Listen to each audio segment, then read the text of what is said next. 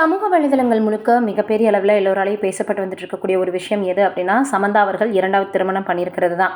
நடிகை சமந்தா தனது காதலனான ராஜ் நிடிமூருவை கோவை ஈஷா யோகா மையத்தில் இருக்கக்கூடிய லிங்க பைரவி கோவிலில் எளிய முறையில் திருமணம் செஞ்சுருக்காங்க. நடிகர் நாகார்ஜுனாவின் மகன் நாக சைதன்யாவை காதலித்து திருமணம் செய்த சமந்தா சில வருடங்களில் கருத்து வேறுபாடால் 2021 பிரிஞ்சாங்க. பின்னாடி நாக சைதன்யா நடிகை சோபிதா தொலிபாலாவை மறுமணம் செஞ்சுக்கிட்டாங்க.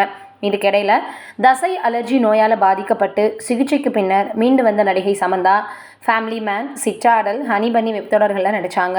அப்போது அதன் இயக்குநர்களில் ஒருவரான ராஜ் நிடிமூருடன் சமந்தாவுக்கு நட்பு ஏற்பட்டிருக்கு. இந்த நட்பு நாளடைவில் காதலாக மாறியது. பொதுவெளியில் இருவரும் ஜோடியாக வந்தாங்க. காதல் கிசுகிசுகளை உண்மையாக்கிட்டாங்க. சமீபத்தில் கூட இருவரும் நெருக்கமாக இருக்கும் புகைப்படங்கள் சமூக வலைதளங்களில் வெளியாகியிருந்தது. ராஜ் நிடிமூருவும் ஏற்கனவே திருமணமாகி விவாகரத்தானவர். சியாமளி டே என்பவரை திருமணம் செய்து 2022 விவாகரத்து வாங்கிட்டாரு. அதற்கப்புறம் சமந்தாவோட காதல் ஏற்பட்டிருக்கு.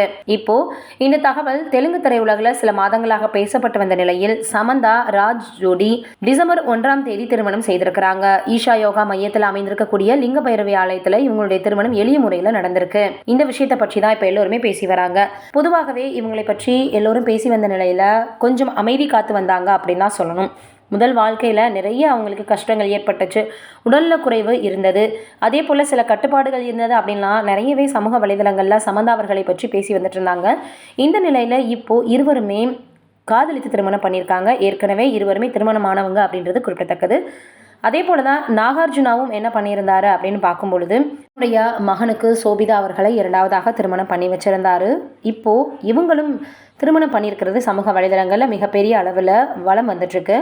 நம்மளுக்கு ஒரு முறை பிடிக்கல அப்படின்னு சொல்லும் பொழுது இன்னொரு வாழ்க்கையை ஏற்படுத்திக்கிறது பெரிதல்ல. அதை அப்படியே தக்க வச்சுக்கணும்.